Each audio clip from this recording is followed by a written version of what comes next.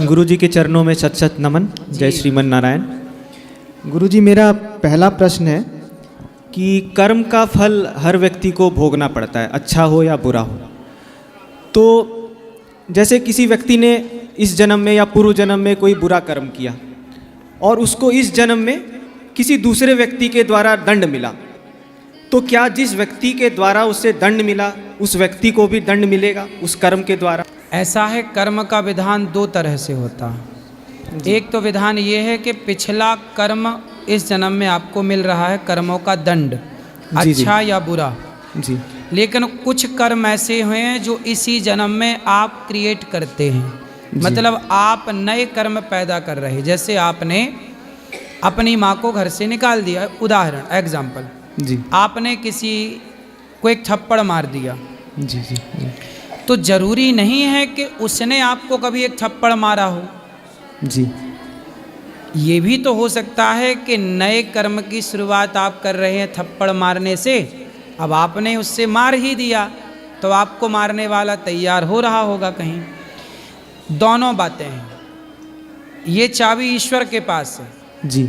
ये ईश्वर ही जानते हैं कि जो आज हमें मिल रहा है अच्छा या बुरा, ये हमारा पिछला है या इसी जन्म का है, या जो हम कर्म कर रहे हैं आज ये पिछले के कारण कर रहे हैं, या नया कर्म हम क्रिएट कर रहे हैं, नया हम निर्माण कर रहे हैं अपने लिए। जैसे जी। आज गौरी गोपाल आश्रम में इतने सारे भक्तों की सेवा हो रही है जी। तो मुझे नहीं पता कि ये मैं जो कर रहा हूँ ये नया कर्म कर रहा हूँ या पिछले का मुझे सौभाग्य मिल रहा है करने का जी। तो ये नहीं जानते हम, बस हम अच्छे कर्म करते रहें, अच्छे कर्म करते रहो, बुरे कर्म से बचो, और ये मानो कि भगवान इस हाथ से इस शरीर से ये सारा कार्य भगवान करा रहे हैं, बुरा हमसे ना कराएं जी।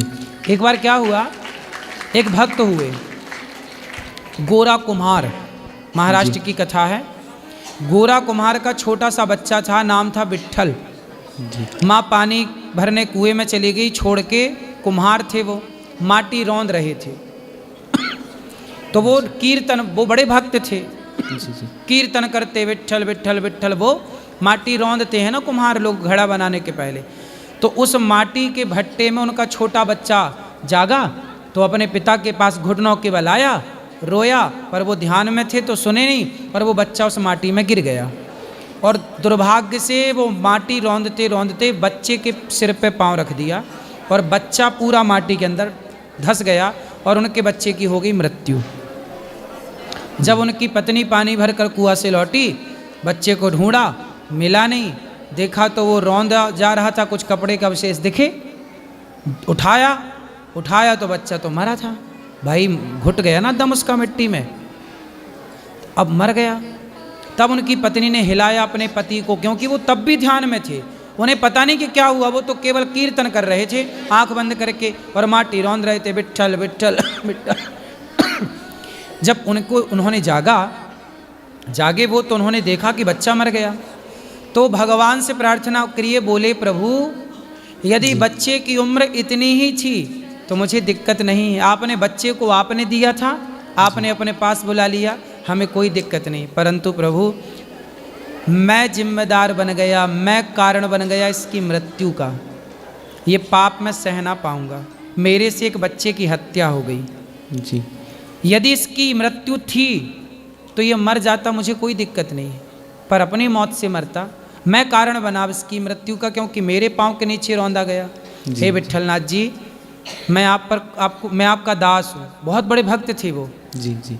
तो भगवान ने इससे कहते हैं कि प्रभु इसको मारना है तो आप मार दो, लेकिन मुझे इस कलंक से बचाओ कि मेरे जमाना कहेगा कि कैसा बाप था, बेटे को पाँव के नीचे रौंद डाला, मैं इस कलंक के साथ नहीं जी सकता जी। तब भगवान प्रकट हो गए वहाँ, और भगवान ने कृपा करके उनके मरे हुए पुत्र विट्ठल को जीवित किया उनके भक्ति के बल पर।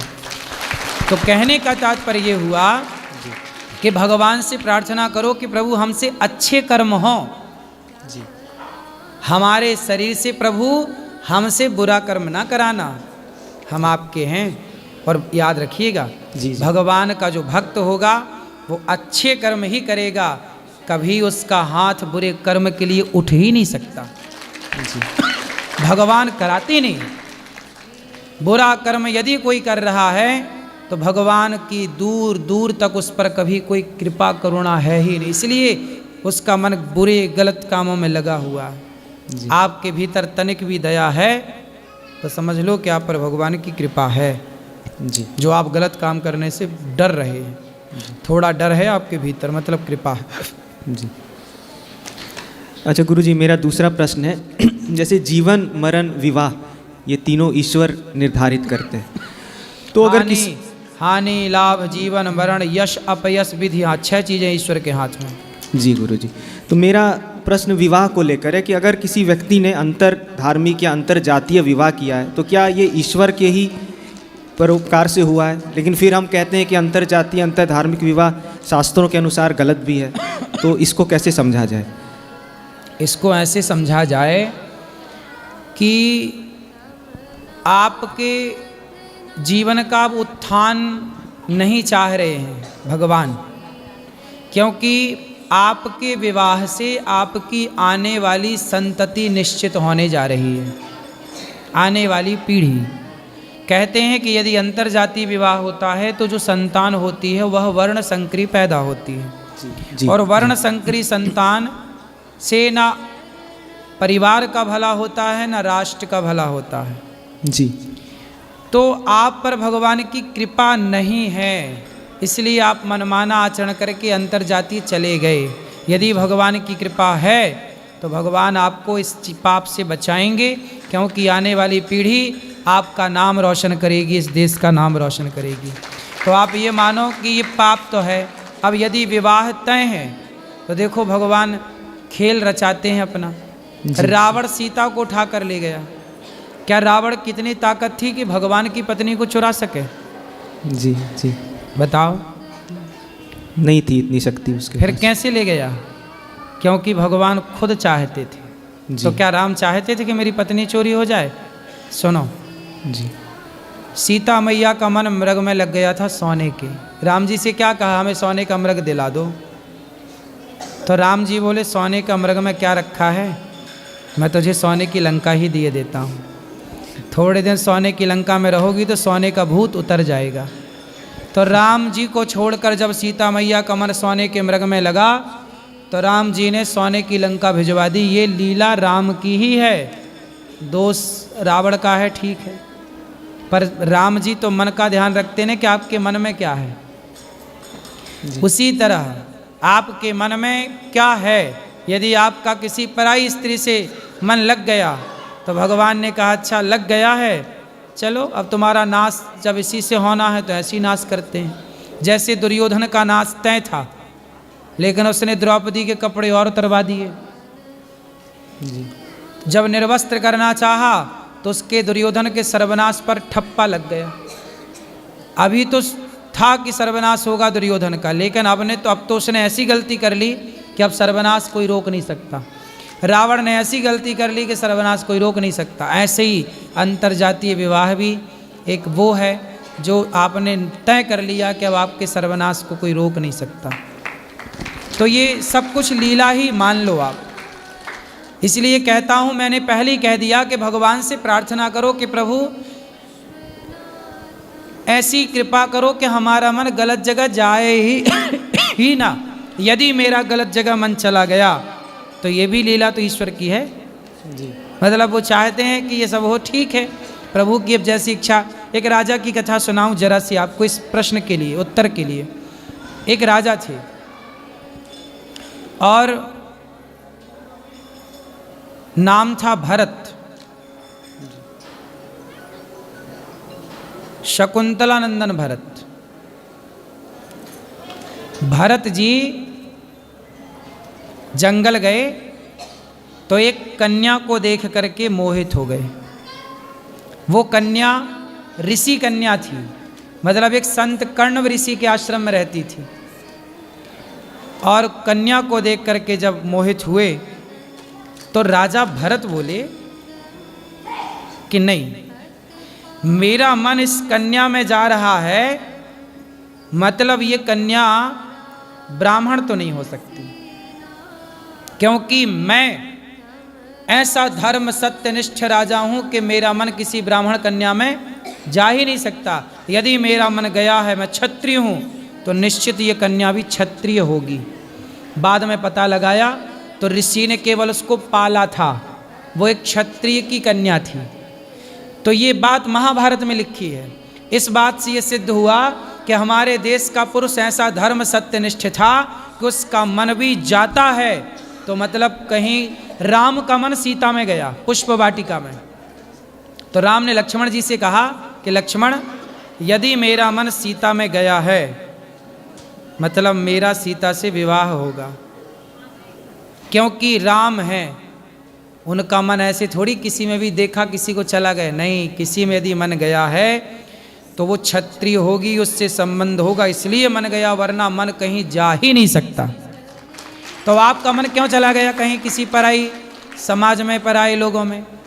इसलिए अंतरजातीय विवाह को कोई सही नहीं कहता, शास्त्र नहीं कहते। अब आजकल तो खुलेआम हो रहा है, पर समझाएं किसे? भाई अब तुम्हारा जब नहीं रुक रहा है तुमसे, तुम मनमाना ही करना है तो करो, कौन रोकेगा? लेकिन मन ही नहीं जाना चाहिए। हमारा मन क्यों जाए किसी क्षत्रिय कन्या में? एक के पास चला गया मन, एक से विवाह कर लिया, फिर क्या मजाल किसी के पास चला जाए? इतना कंट्रोल होना चाहिए। ये सब इतिहास की बातें हैं। जी, आखिरी प्रश्न है मेरा गुरुजी। जी, मेरा प्रश्न है और मेरी धर्मपत्नी का भी प्रश्न है, जो कि यहाँ आई हुई है। मैं चाहता हूँ वो खड़ी हो जाए। तो जैसे एक बार गुरुजी आपने कहा था कि जो प्यार होता है वो हर इंसान अपने आप से ही प्रेम करता है, वो किसी और से नहीं करता है।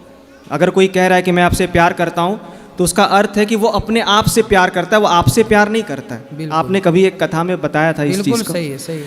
तो मैं इसी पे मेरा प्रश्न है गुरुजी कि जैसे हमारा विवाह हुआ है, अभी 1 साल होने को है, तो विवाह के उपरांत, विवाह के बाद प्रेम का क्या अर्थ है, और इस प्रेम को कैसे प्रदर्शित किया जाए और इसको कैसे अच्छा और किया जाए? प्रेम को प्रदर्शित ना करो जी, प्रेम को छिपाओ जी, प्रेम को प्रकट ना होने दो। जी, जी, क्या है, आजकल ना प्रेम केवल शब्दों तक सीमित रह गया है। जी, यदि पत्नी कह रही है कि हम आपसे बहुत प्यार करते हैं, तो आप मान लेते हैं कि हाँ कह रही हो तो करती होगी। पति भी कहता है कि हम तुमसे बहुत प्यार करते हैं, तो पत्नी मान लेती है कि जी आप कह रहे हैं तो करते होंगे। कह सब रहे हैं, पर अपने अपने हृदय में हाथ रख के बताओ कि कर कौन रहा है, कितना कर रहा है। इसलिए प्रेम करो। गृहस्थ में प्रेम की ज़रूरत है, करो प्रेम, प्रेम से रहो। कहो भी कि हम तुमसे प्रेम करते हैं, लेकिन ये बात याद रखो कि हमें प्रेम भगवान से करना है, और पति पत्नी के प्रेम को ना छिपा के रखो, नज़र लग जाती है लोगों की, जी, है ना। अपने परिवार के प्रेम को छिपा, कुछ चीज़ें ना पर्दे के भीतर की हैं, जी, इन्हें प्रदर्शित करने की आवश्यकता बिल्कुल नहीं है। हम कितना प्रेम करते हैं अपनी पत्नी से, तो ये सबको बताने की क्या ज़रूरत है? ये तो मैं जानूं या वो जाने। ऐसी भक्त भगवान से कितना प्रेम करता है, ये किसी से बताने की क्या ज़रूरत है कि मैं भगवान से कितना करता हूँ, मेरे मन की या मैं जानूं या वो जाने। तो प्रेम को जितना गुप्त रखोगे उतना बढ़ेगा, जितना प्रदर्शित कर दोगे उतना जीरो हो जाएगा। इसलिए इसे गुप्त रखो, भीतर की बातें हैं भीतर ही रखो। रही बात प्रेम की, तो प्रेम भगवान से करो। संसार के लोगों से प्रेम कदापि नहीं हो सकता। संसार के हर रिश्तों में स्वार्थ है। लेकिन आपका नया नया विवाह है, ये बात मैं आपको अभी ना समझाऊं, जब आपकी शादी के 25-30 साल हो जाएं तब अपने आप समझ में आ जाएगा सब चीज़ें। अभी तो एंजॉय करो, आनंद से, खूब प्रेम से रहो। कुछ ज्ञान ऐसा होता है ना कि समय के साथ दिया जाता है। अब जैसे 5वीं कक्षा का विद्यार्थी है, उसे हम पीएचडी की बातें तो नहीं बता सकते ना। जी, जी, तो वो पीएचडी का ज्ञान पीएचडी के स्टूडेंट को मिलेगा। तो आप अभी परिवार में आए हो, गृहस्थी में, इसलिए अभी मौज से रहो, खूब भगवान का चिंतन करो, एक दूसरे की भावनाओं की कदर करो, समझो। जब आपकी दाढ़ी मूछें सफ़ेद होने लगें तब मेरे पास आना, फिर मैं इस प्रश्न का उत्तर दूंगा। क्योंकि इस प्रश्न का उत्तर लेने के अधिकारी आप तब हैं जब आपकी दाढ़ी थोड़ी थोड़ी सफ़ेद होने लग जाए। जी गुरुजी। अभी दे दूंगा तो आपके रिश्ते ठीक होंगे, पर अभी ठीक हैं, बिंदास चल रहे हैं। अभी आप इस ज्ञान के अधिकारी अभी नहीं हैं। बात समझ में आ रही है? मैं दे सकता हूँ सब चीज़ें, लेकिन एक अधिकार होता है ना सब चीज़, किस क्षेत्र में किस उम्र में कौन सा ज्ञान लेना चाहिए। जी बात जस जस भीगे कामरी तस तस भारी होए। कुछ ज्ञान समय के साथ आता है, जैसे आपकी शादी का भी 1 साल हुआ है, अभी आप दोनों का प्यार है, कुछ वर्षों बाद बच्चा होगा, फिर आप दोनों का प्यार तीसरे में बटेगा, फिर उसके बाद फिर चौथा होगा, उसमें बटेगा। ऐसे धीरे धीरे जब फिर आपको सबका अनुभव हो जाएगा, है ना, तब फिर आना हमारे पास। फिर जब तक हम भी बूढ़े हो चले होंगे और आप भी बूढ़े, पर अपन दोनों बुढ़ा बुढ़ा मिलेंगे। जी गुरु जी, राधे राधे गुरु जी, आशीर्वाद दीजिए। खुश रहिए।